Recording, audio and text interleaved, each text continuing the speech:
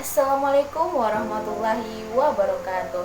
Halo semuanya, kembali lagi dengan saya Nadia Sawitri dengan NIM 24052127 dari Prodi Pendidikan Pancasila dan Kewarganegaraan.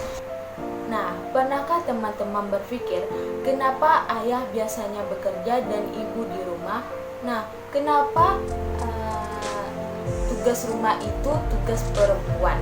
Nah, sekarang kita bakal membahas tentang gender dan kehidupan keluarga. Bagaimana gender itu berpengaruh dalam keluarga. Tonton sampai habis ya.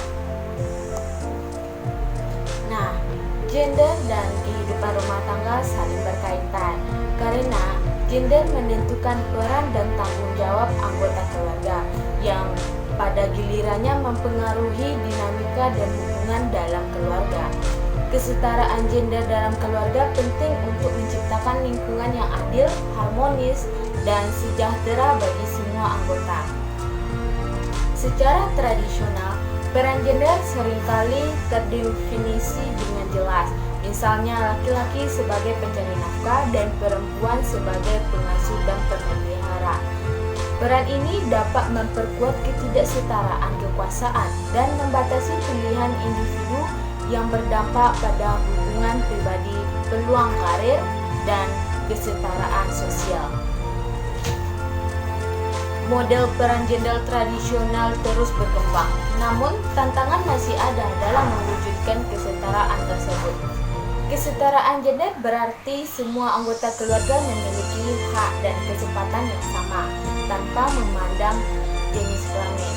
Pembagian peran yang adil seperti dalam urusan rumah tangga, mengasuh anak, dan mencari nafkah dapat meningkatkan kesejahteraan keluarga secara keseluruhan.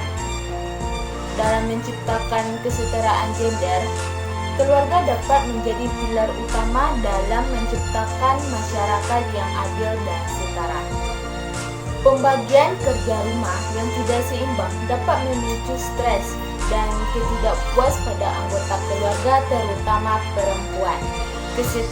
Ketidaksetaraan kekuasaan dan kendali dapat menghambat perkembangan anak-anak dan menciptakan hubungan yang tidak harmonis.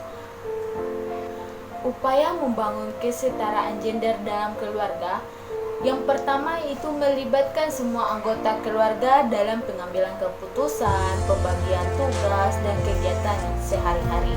Yang kedua yaitu mendidik anak tentang kesetaraan gender sejak dini dan mengajarkan mereka untuk menghargai perbedaan. Yang selanjutnya yaitu menghilangkan stereotip. Yang selanjutnya yaitu menghilangkan stereotip dan prasangka tentang peran gender yang tidak adil. Dan terakhir, mendukung perempuan dalam meraih kesuksesannya di berbagai bidang termasuk pendidikan, pekerjaan, dan politik. Nah, contohnya di sebuah kampung Sukacai itu terdapat beberapa masalah utama yang dihadapi oleh ayah tunggal. Nah, masalah mereka yang dihadapinya yaitu dalam menjalankan peran ganda tunggal sebagai orang tua dan pengurus rumah tangga sekaligus sebagai pencari nafkah yang menyebabkan stres dan kelelahan terutama terkait dengan beban finansial dan pengaturan waktu. Dalam stigma sosial dari masyarakat yang memandang peran mengasuh anak dan mengelola rumah tangga sebagai tanggung jawab yang lebih cocok untuk perempuan.